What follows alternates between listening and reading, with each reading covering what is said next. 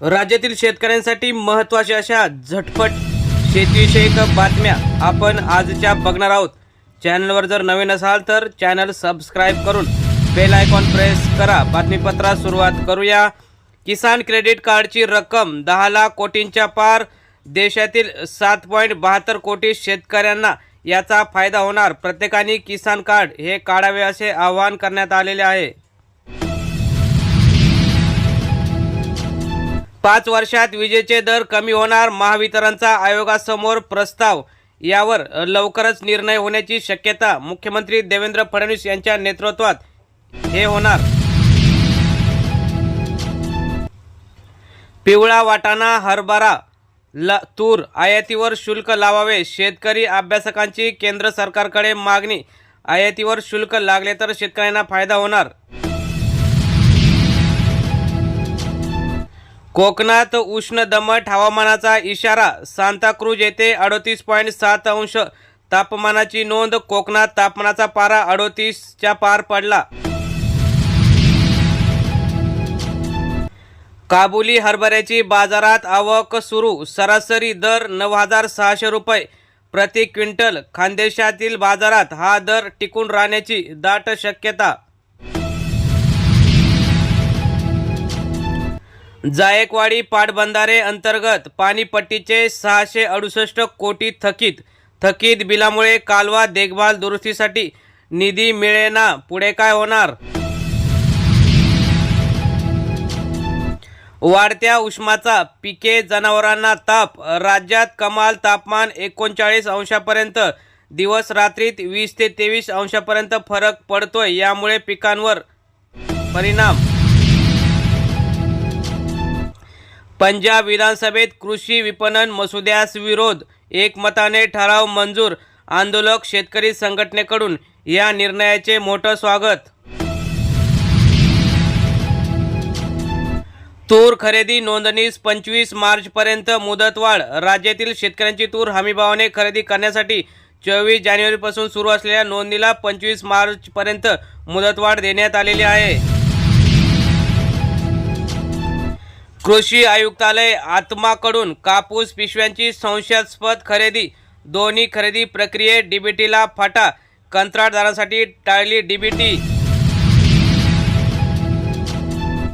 कोरडवाहू क्षेत्रासाठी स्वयंसेवी संस्था ठरल्या वरदान। अडचणीत सापडलेल्या कोरडवाहू कृषी व्यवस्थेला संजीवनी देण्यासाठी स्वयंसेवी संस्था पुढे आलेली आहे। त्यामुळे त्यांचं काम कौतुकास्पद आहे असं शेतकऱ्यांनी म्हटलेलं आहे।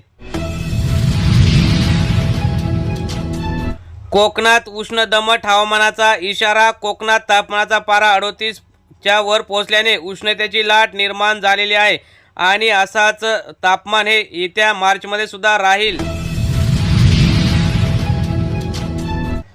जैवविविधताच मानवाला वाचवेल। ज्येष्ठ पर्यावरण तज्ज्ञ डॉक्टर माधव गाडगीळ। लोक जैवविविधता नोंदवही पुस्तकाच्या प्रकाशनावेळी त्यांनी आपलं मत मांडलं। भाजीपाला फळ पिकांना उन्हाचा फटका। तापमान वाढीमुळे भाजीपाल्याची आवक कमी।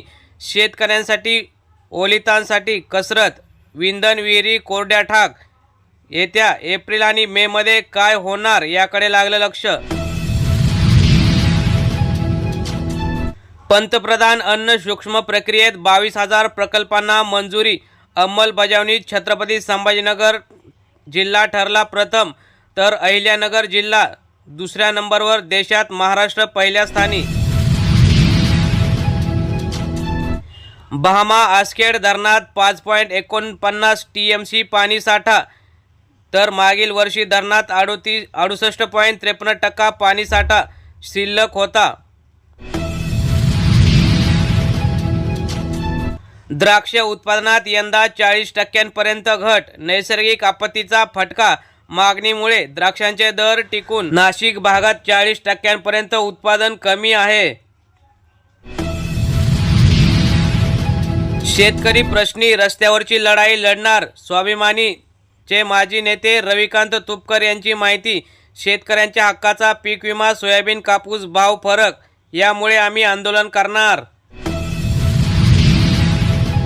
अखेर मंत्र्यांना मिळाले पीए विशेष कार्य अधिकारी. हिवाळी अधिवेशनात मंत्रिमंडळ विस्तार झाला असला तरी अजूनही मंत्र्यांच्या दिमतीला येणाऱ्या पीए आणि विशेष कार्यकारी अधिकारी मिळाले नव्हते. कांदा 200 ते 3101 रुपये. राज्यातील विविध बाजार समित्यांमध्ये मंगळवारी कांद्याला किमान 200 ते 3100 रुपये प्रति क्विंटल दर मिळाला. नाशिकला 1300 ते 3100 रुपये दर होता. निर्यातक्षम आंबा नोंदणीसाठी शेवटचे 2 दिवस. युरोपियन युनियन व इतर देशांना आंबा निर्देशासाठी अपडेटच्या मॅग्नेट प्रणालीद्वारे निर्यातक्षम आंबा बागांची नोंदणी केली जाते. राज्य ऊस उत्पादक संघाची पेठमध्ये उद्या ऊस परिषद. महाराष्ट्र राज्य ऊस उत्पादक संघाच्या वतीने 12वी ऊस परिषद ही सांगली जिल्ह्यात होत आहे. ती उद्या होणार आहे. जगभरात मागणी पण वायगाव हळद भारतातच दुर्लक्षित.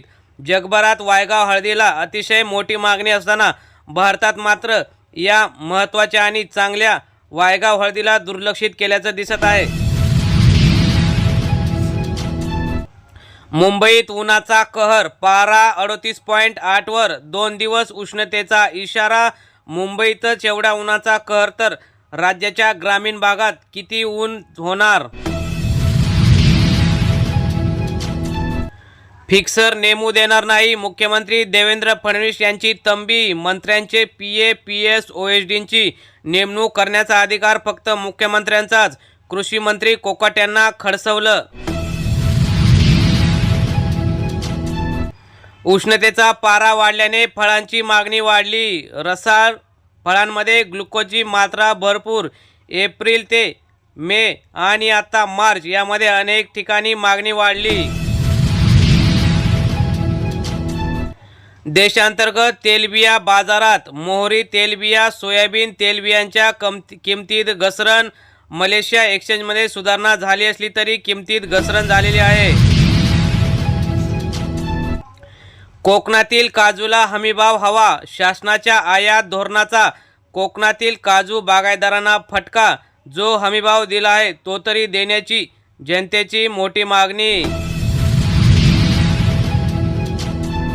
राज्यात 2911 नवीन आधार यंत्रे. सर्वाधिक यंत्रे मिळाली आहेत. पुणे जिल्ह्यासाठी येत्या आठवड्यामध्ये केले जाणार महाराष्ट्रात वितरण. पहिल्यांदाच भारतीय डाळिंब समुद्री मार्गाने ऑस्ट्रेलियाला पाठवण्यात अपेडाला यश. कृषी आणि प्रक्रिया केलेले अन्न उत्पादन निर्यात विकास प्राधिकरणाने पहिल्यांदाच हे ऑस्ट्रेलियाला पाठवलेले आहे. राज्यातील 500 मराठी शाळांना कुलूप. 2 वर्षात कमी झाल्या 500 शाळा. इंग्रजी शाळात 6 लाख विद्यार्थी वाढले तर मराठी शाळांमध्ये पालक विद्यार्थी टाकण्यास टाळाटाळ. 66 कोटी भाविकांचे कुंभात पवित्र स्नान. जगातील सर्वात मोठा धार्मिक सोहळा महाकुंभमेळ्याचा 25 दिवसानंतर समारोप. पाट्यांवरून गावान मराठी भाषाही गायब. नियम काय सांगतो. महाराष्ट्र शासनाच्या 2022च्या आदेशानुसार सर्व दुकानांवर मराठी पाट्या हव्यात, परंतु तो नियम डावलला जातोय. एलबीटी विभाग 30 एप्रिलपासून कायमस्वरूपी बंद. राज्य सरकारने जकातीऐवजी एलबीटी लागू केला होता. पालिका एलबीटी विभागास 1 वर्षाची मुदतवाढ मागावी. भारतात शेतीचे पावसावरील अवलंबित्व कमी होते, त्यामुळे शेतीला चांगले दिवस येत असल्याचं दिसत आहे. तसेच कमी पाऊस पडल्याने शेतीवर परिणाम होत होता. शेतकऱ्यांनो, बाजरीच्या भावात वाढ. सोयाबीन, कापूस, लसूण आणि कारल्याचे बाजारभाव त्यापेक्षा बाजरीच्या उत्पादनात वाढ होऊ द्या, त्यामुळे त्याला भाव आलेला आहे. राज्य विधिमंडळाचे अर्थसंकल्पीय अधिवेशन 3 मार्चपासून मुंबईत. 10 मार्च रोजी अर्थसंकल्प. अजितदादा पवार हे मांडणार मोठा अर्थसंकल्प. तूर खरेदीतील महत्त्वाचा अडथळा दूर. खासगी गोदामात साठवणुकीची तजवीज. तूर खरेदीतील महत्त्वाचा अडथळा दूर झाल्याने याचा शेतकऱ्यांना होणार मोठा फायदा. रेल्वे आरक्षणासाठी माजी खासदारांच्या पत्रांचा सुद्धा मान राखणार. मध्य रेल्वेच्या अधिकाऱ्यांचे आश्वासन. त्यामुळे आता माजी खासदारांचं सुद्धा पत्र चालेल. सरकारची राष्ट्रीय हरित वित्त पुरवठा संस्था स्थापन करण्याची योजना. यामुळे शेतकऱ्यांना वित्त पुरवठा करण्यास मोठी मदत होण्याची शक्यता. 60% GDP वाढीसाठी कर महसूल वाढीचा ढोस गरजेचा. EY इंडियाच्या अहवालात मत व्यक्त केलं. तर शेतकरी बांधवांनो, ह्या होत्या आजच्या महत्त्वाच्या शेतीविषयक झटपट अशा बातम्या. अशाच बातम्यांसाठी चॅनल सबस्क्राईब करून व्हिडिओ नक्की लाईक करा. धन्यवाद. जय हिंद, जय महाराष्ट्र, जय जवान, जय किसान.